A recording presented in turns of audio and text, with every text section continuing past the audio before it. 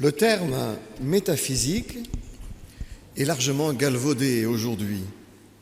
Il est devenu pour beaucoup le synonyme d'abstractions très complexes, de discussions obscures et inutiles, de coupures de cheveux en quatre.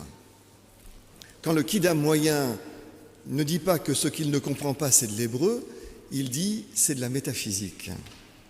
Et évidemment, il n'y a pas de fumée sans feu.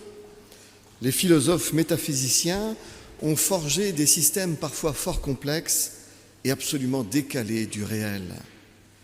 Mais de même qu'il faut distinguer entre le politique et la façon dont les politiciens font de la politique, de même il faut distinguer entre les réalités métaphysiques et les systèmes métaphysiques, parfois confus et touffus.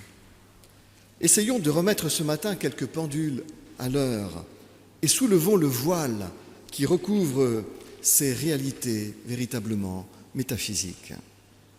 Le mot métaphysique n'a pas été prononcé par les grands philosophes grecs. Aristote parle, lui, de philosophie première, non de métaphysique. C'est Andronikos de Rhodes, nous le savons bien, qui a rangé, au 1er siècle avant Jésus-Christ, les écrits d'Aristote qui ne traitaient pas de la physique après la section sur la physique. Le préfixe grec « méta » est cependant significatif.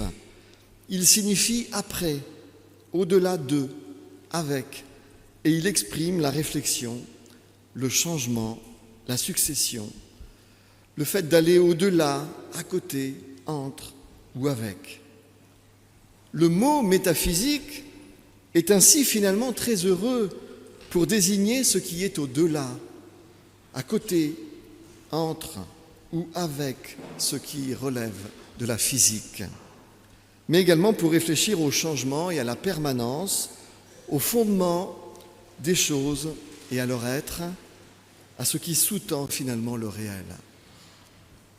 La métaphysique s'intéresse de fait au pourquoi des choses, non pas au pourquoi au sens technique ou scientifique, mais au sens de ce qui rend possible ce qui est, ce qui soutient toute chose et tout être.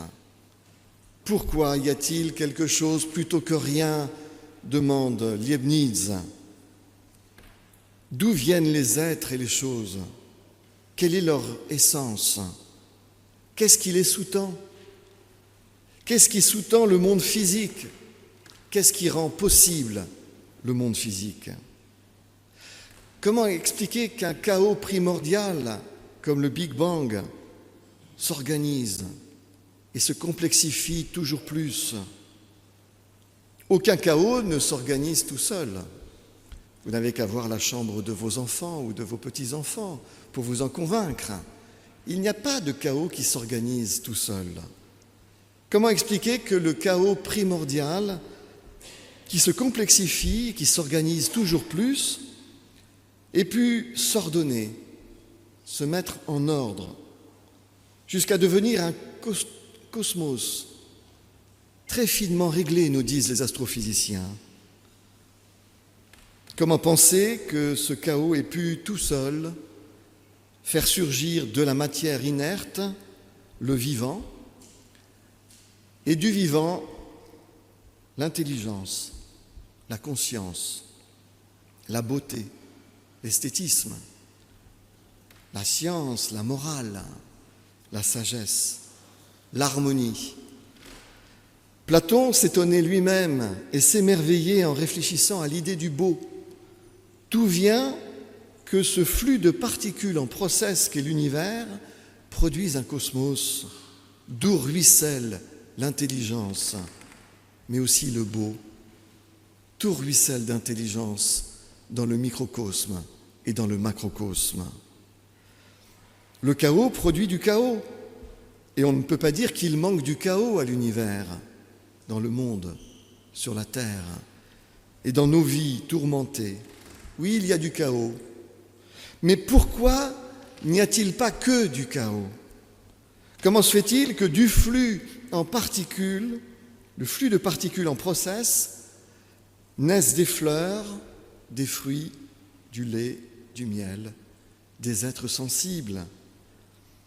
Rien de ce qui est beau ne reste beau éternellement. La beauté est passagère en tout ce que nous trouvons beau. Et pourtant, nous avons l'idée du beau et nous sommes portés vers le beau, qu'il s'agisse d'esthétisme, de beauté morale ou de beauté spirituelle. Pourquoi y a-t-il quelque chose plutôt que rien? Mais surtout, pourquoi ce qui est ruisselle-t-il d'intelligence et de beauté? La beauté sublime de la nature, si bien magnifiée par le philosophe américain Emerson, cette beauté sublime conduit à la réflexion métaphysique, c'est-à-dire à la méditation qui s'interroge sur ce qui sous-tend, sur ce qui rend possible le monde physique, qui ruisselle d'intelligence et de beauté. Le psalmiste, qui s'exprime au psaume 19, était tout à la fois poète et métaphysicien. Les cieux racontent la gloire de Dieu, écrit-il. Et l'étendue céleste annonce l'œuvre de ses mains, poursuit le psalmiste. Le jour en donne instruction au jour, et la nuit en donne instruction à la nuit. Ce n'est pas un langage, ce ne sont pas des paroles, leurs voix ne sont pas entendues, leurs traces apparaissent sur toute la terre, et leurs accents vont jusqu'aux extrémités du monde. L'idée de Dieu vient à l'esprit, comme disait Lévinas, lorsque l'on est en face des perfections et de la beauté de la création tout entière, cette beauté qu'offre la symphonie de l'univers en process. L'idée de Dieu monte à l'esprit lorsque nous contemplons cet univers intelligent et sublime par les beautés qui l'habitent et qui le traversent. Et c'est évidemment au milieu des innombrables beautés de l'univers qu'il faut situer en sa place maîtresse la beauté de l'harmonie musicale. L'harmonie musicale, la musique, cet art majeur qui vient de l'intérieur de l'humain, ouvre nos esprits aux réalités métaphysiques. Comment Bach, Mozart, Beethoven ou tant d'autres seraient-ils seulement le fruit du hasard et de la nécessité?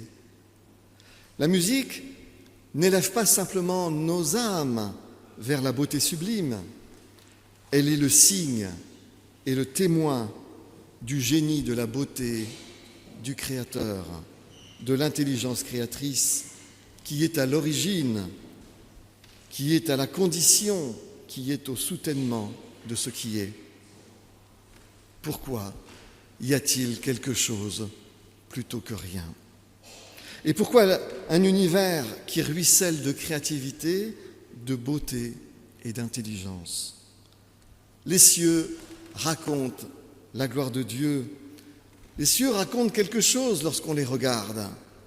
Il en va de même pour la beauté sublime qui surgit de la créativité admirable de ces êtres créés à l'image de Dieu, si créatifs eux-mêmes comme leur Créateur. La musique, la beauté, l'harmonie racontent la gloire de Dieu, tout comme les cieux, tout comme l'intelligence, tout comme la conscience, tout comme l'amour, tout comme la morale, tout comme la spiritualité, racontent aussi quelque chose qui est la gloire de Dieu.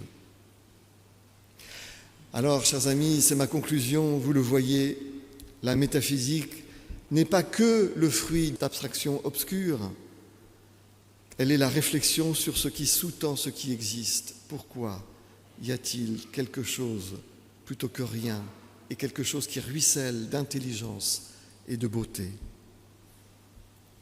Elle conduit, cette réflexion métaphysique, à la louange du cœur, mais aussi de tous les instruments, à cordes, à vent, à percussion, sans oublier les performances inouïes de la voix humaine.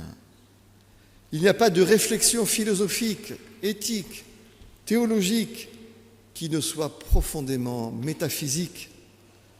Peut-être que jusqu'alors, vous étiez, tels monsieur et madame Jourdain, des métaphysiciens qui s'ignoraient. Que Dieu fasse de nous tous et de nous toutes ici des métaphysiciens conscients de l'être et des poètes, car la beauté et l'harmonie racontent le sublime de la création, dont nous sommes, mais aussi le sublime du génie créateur du monde. Que ce culte-concert, qui marque le premier dimanche de l'Avent, nous aide à ne pas nous laisser enfermer, accaparer, accabler par les vilaines choses du monde, les vilaines choses que l'humanité sait aussi produire à tout bout de champ et qui culminent dans l'horreur des populations, dans la tourmente, sous la mitraille et sous les bombes. Il y a du vilain, il y a du chaos dans l'univers, il y a de l'horrible, il y a de l'horreur dans notre monde et dans le cœur de l'homme. Mais il y a aussi du beau, il y a aussi la beauté, il y a aussi l'harmonie.